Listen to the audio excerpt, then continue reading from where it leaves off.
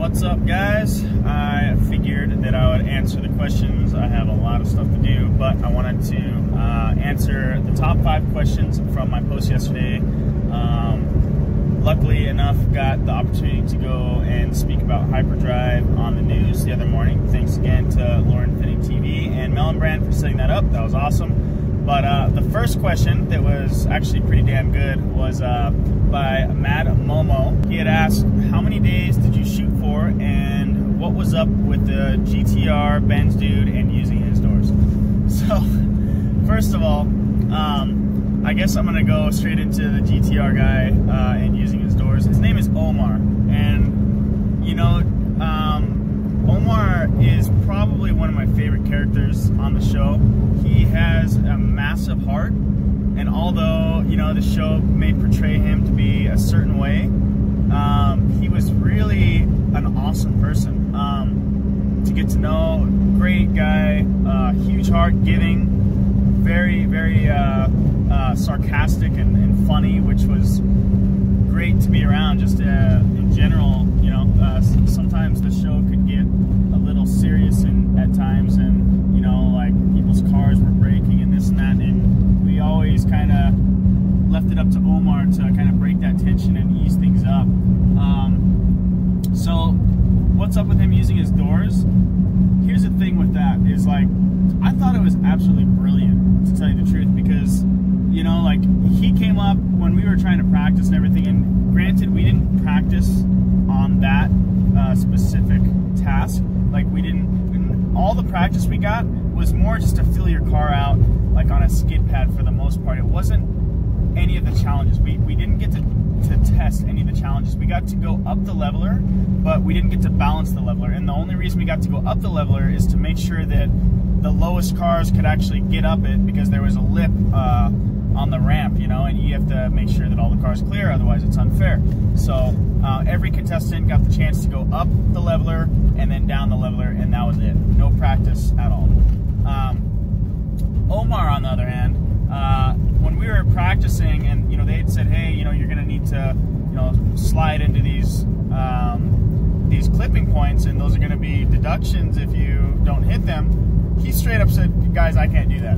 You know, like, I am a decent driver, but you know, I don't know how to link, you know, that type of event. Like, I can't really link one drift to the next one, so I don't know how I'm gonna get it done. And you know, like, I was just like, crap, dude, like, how is this guy gonna get it done? And granted, also, his car is not set up for drifting. You could drift it, but dude, I don't know how big his rear tires were, but it was like I want to say it was like a 315 or something like that.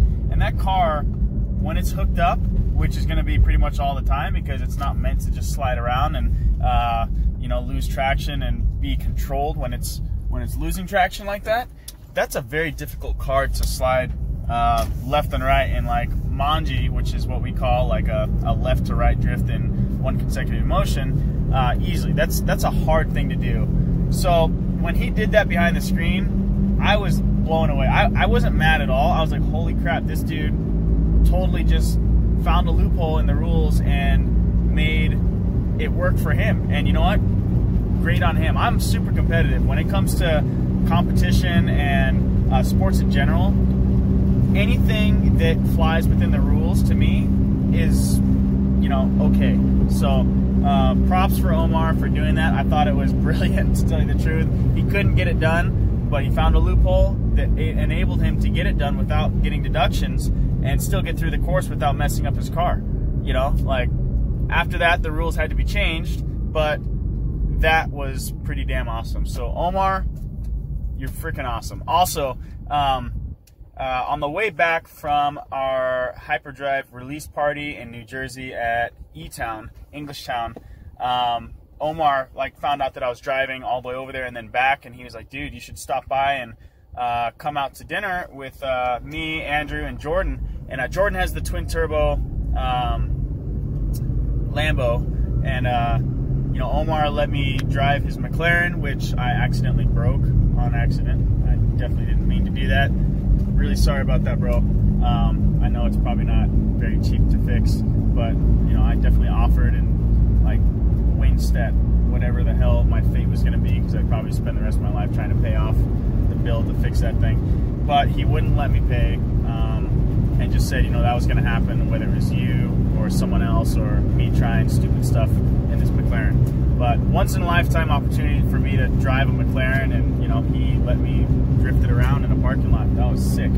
Also got to drive the twin turbo Lambo, and I will say right now that you have not been in a fast car until you've been in an all-wheel drive 850 wheel horsepower Lamborghini. That was ridiculous. It was the fastest car and the fastest thing that I've experienced, and I've been in a lot of fast cars in my life. You know, street bikes. This was just next level. You know, it's like crazy the amount of, I guess, G's that thing can pull compared to like any other car. You know, and Formula Drift cars are very fast, but they're not all-wheel drive. You know, this was all-wheel drive. We had four wheels slipping going down the freeway, you know, at 85 miles an hour. That's insane if you think about it. But yeah, so that's that was the first question from Mad Momo. Hope I answered it. The first part of it. Okay, the second part, how many days did you guys shoot? So the shoot was about 3 weeks, and actually shooting Hyperdrive, you know, the races, that probably came down to about, it was like 1 episode a day. So 1 race a day. So that part was pretty cool, because it like knocked them out consecutively, and there's no starting and stopping. You started 1 race one day and you ended all those contestants in the same day. That way the next day you could start fresh. That was very fair. I loved that aspect. Your second question after this would probably be, oh, what'd you guys do the other time? Well, there's a lot of build up into that. First off, they had to make sure that all of the races were going to be you know, doable for all the cars. So once all the cars got there, you know, we'd be waiting at like partially through the day, or maybe some of the people were still putting their cars together, or you know, like for instance, I was working on the rear end of my car, just tightening up some loose ends and everything, and they're like, hey Aaron, your car is the lowest car here, can we steal you for a moment to make sure that your car gets up the leveler, you know? And then me and Fielding had to go and test our cars, because our cars were the 2 lowest cars. And then, you know, they had like the skid pad, and they're like, hey, you know, they would ask us like mostly safety questions about what we were comfortable doing, like, you know, and obviously we're gonna do it because we're all pretty nuts. Any of the contestants there we're pretty nuts just to jump into something like that. But that was primarily what we did in our off time, which wasn't a lot, you know. During practice, some of the people's cars weren't 100% ready, so a lot of them spent a lot of time making sure that their cars were ready. You know, my car requires a ton of maintenance. For every, you know, 5 minutes out on track, it takes like 30 minutes to maintain everything, to make sure everything is okay. And you say like, oh, you know, well, the car's super built, but honestly, aftermarket parts just aren't as sturdy as OEM parts, and they don't have the R&D behind them that OEM parts do. So when you're working with hardware on an aftermarket part that, you know, was designed in like 2 years, you got to remember that, you know, Toyota or Mazda probably spent, you know, the last 30 years making sure that they had the correct hardware on their parts, you know, so their stuff isn't going to move. You know, aftermarket parts, most of my suspension stuff stays, but for instance, I have literally tried every type of hardware for my drive shaft to be like solid, like, or what's the right word, but in order for my drive shaft flange mounting to my diff not to loosen up. And I've tried lock washers, and I've tried literally everything I can, like solid, like 8.8 grade, 10.4 grade, metric shoulder bolts, you know, lock washers, and everything that you could think of. And no matter what, it always comes loose after about an event or two. And I honestly believe it's just because the RPM. Like my car revs out to like 10 grand, right? And let's say I'm at 8,500 RPM and I push the clutch in and I grab the e-brake. and it stops. The drive shaft stops from 9,500 RPM all the way to 0, and then a clutch kick, bam, right back on the throttle. That shock load is going through the drive shaft, the drivetrain, and all that, and it loosens stuff up. So that's just a small example of some of the things that, you know, had to be maintained throughout the entire course. Obviously, you have cosmetic damage. You know, my bumper got destroyed, my rear bumper got destroyed, the hatch got pushed up, the quarter panel got smashed.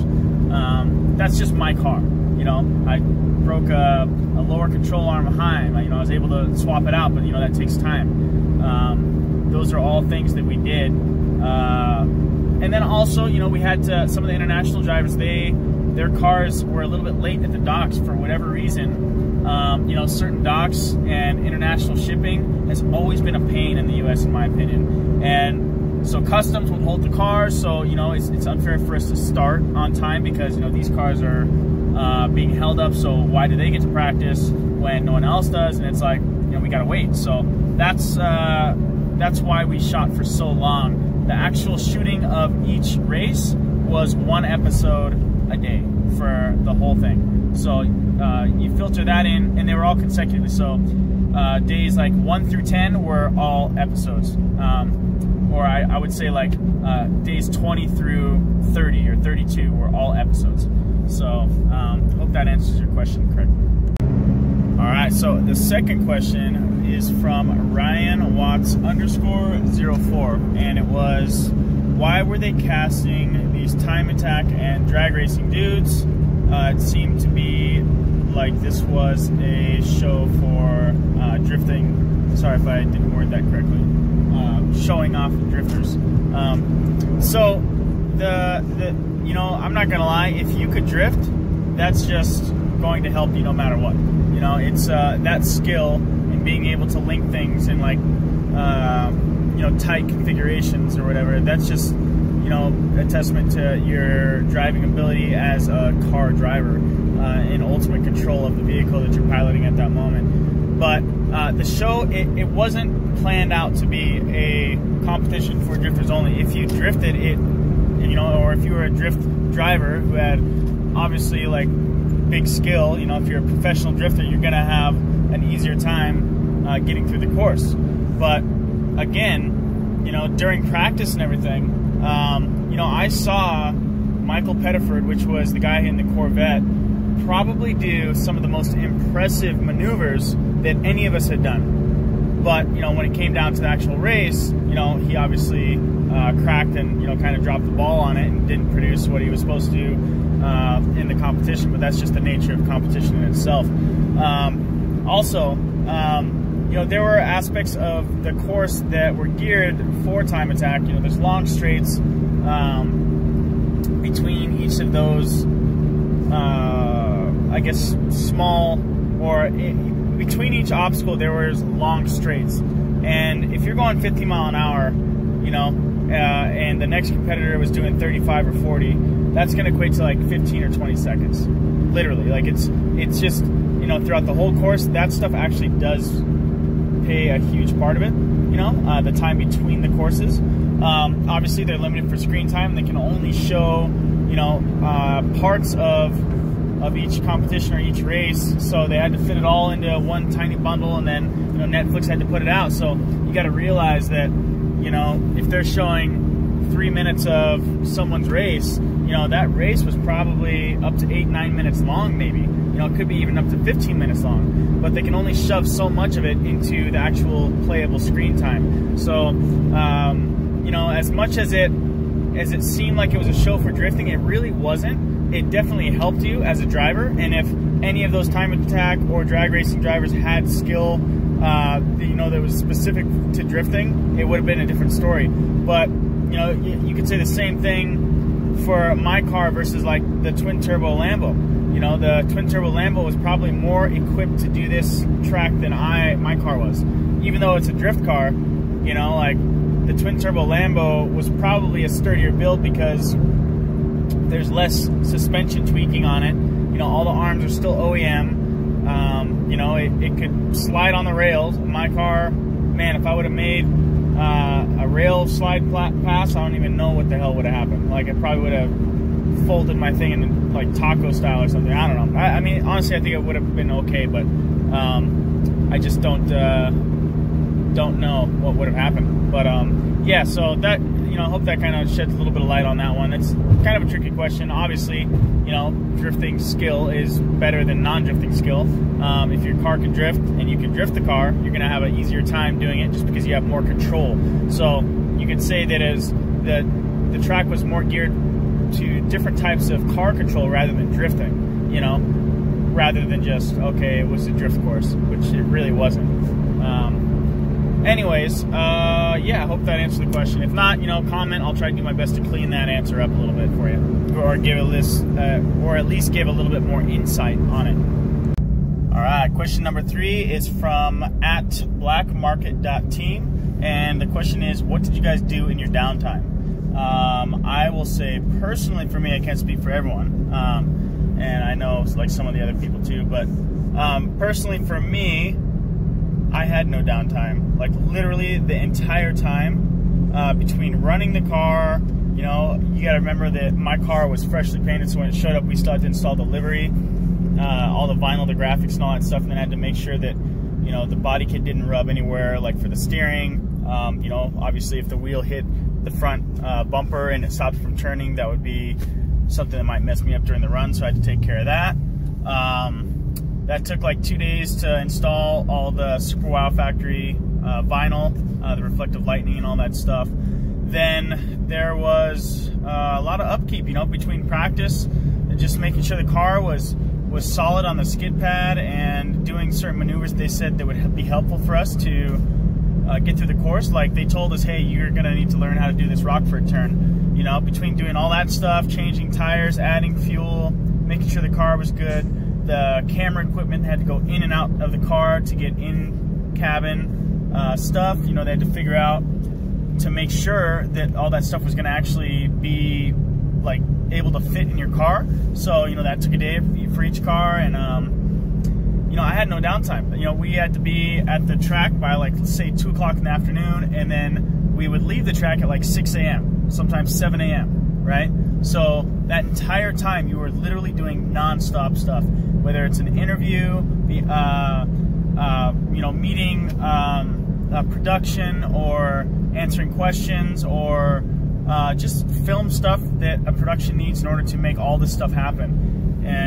You know, mixed with like a normal track event, because every time you work on the car, or every time you go out on the track, you need to maintain the car. Like, I was either under the car working, making sure that everything's legit, ready to go for the next race, or being filmed for interview stuff, backstory, or any other part of this production. So there was no downtime. I mean, I think the first day we got there, everyone went out to eat and everything, and then on the weekend, I think we did have one day where we weren't supposed to be at the track. So I think all of us kind of went to Niagara Falls because everyone wanted to kind of see that. That was really cool. But other than that, you know, you were there to work, man. It was definitely a grind situation, which, you know, I do like being involved in stuff like that, but it wasn't very leisurely. I mean, if your car was 100% stock and you didn't have much to maintain on it, you know, I can't really speak for you because, you know, I didn't get to experience that. My experience was a lot of work to get through the whole show. So hope that answers your question. Again, if it doesn't, you know, ask for more clarification what parts, and I'll try to do my best to get back on it. All right, 4th question is by the campaign, by the campaign, P-A-Y-N-E. His question was, did the producers try to make the stories happen? There was one part where Fielding's rear bumper, or no, his wing was hanging off. Normal drifter would have ripped it off and kept going. My understanding, honest to God, is that he probably did not have time to maintain the car the way that he would have liked.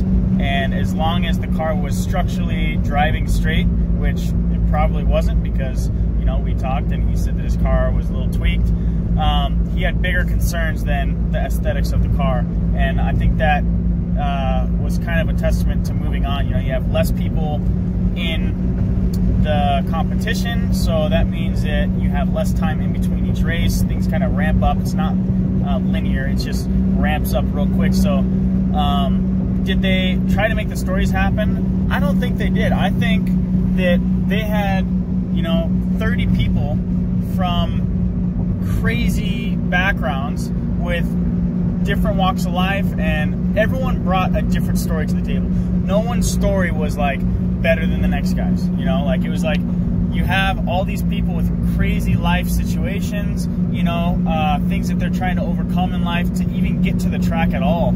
And when you have that many diverse people together in one place, the stories just happen anyways.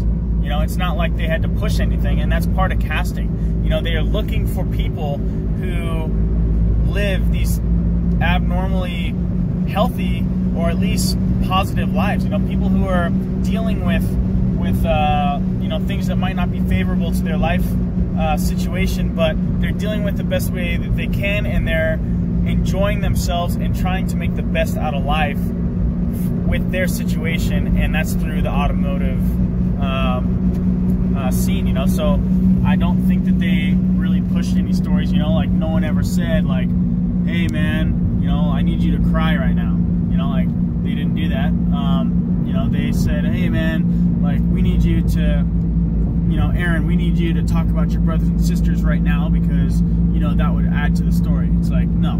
I mean, they asked us background stories, like they asked us, hey, you know, why are you here? But they would have asked anyone that, you know, and obviously they know why we're here because they cast us for a certain reason. So I don't think that they pushed anything that was non-real. I think that they brought that out, and I'm actually glad that people know about the story because, you know, I got a message yesterday saying that there's a guy who has a similar situation to mine, and, you know, he looked at what I did, and it's motivating him to, you know, move forward and really pursue his passion in life. And for me, that now that my story was told, it enabled him to say, hey, you know what, that guy's doing it, why can't I? And for me, everything else doesn't matter. That's the only thing that matters, is that you touched one person's life and made them, you know, step forward and really reach for their dreams to try to make that happen. So that's how I feel about it. It might be different for other people, but that's my you know, real heartfelt like outlook on your question. Thank you. All right, last question is from @roy.eastwood, and the question is, were the sets done day by day or consecutively? And that's a pretty easy question, but so each race was done in one day. That gave everyone a chance to be under the same circumstance, because there were times when it was raining on the track, and then the next competitor, you know, if it were done on the second day, they would have a dry track, which would be an unfair advantage to you know, the driver who had to race that race on a wet track because there's no traction. So yeah, each race was done on one single day consecutively. So race 1 was done on like day 10, you know, or day 13 or 20 or something like that. Race 2 was on day 21. Race 3 was on day 22, and so on all the way until all the races were done, until we had a champion. So I hope that answers your question. Stay tuned, guys. Got some pretty exciting stuff going on with the car. Should be on the dyno very soon here at FR Performance in Ontario, California. Me and Abel gonna hit the dyno and see what the car makes with the new, more efficient and revamped setup. EFR 8474D. Super excited to get that thing on there. Got a new long runner manifold that tapers down. Try to take advantage of all that exhaust thermal expansion that I truly believe in, and you know, we'll see what the car does, hopefully. And I'm not sure if I'm going to spray nitrous on the first dyno session, but we will be very soon. Thanks so much, guys. Appreciate it for all the support.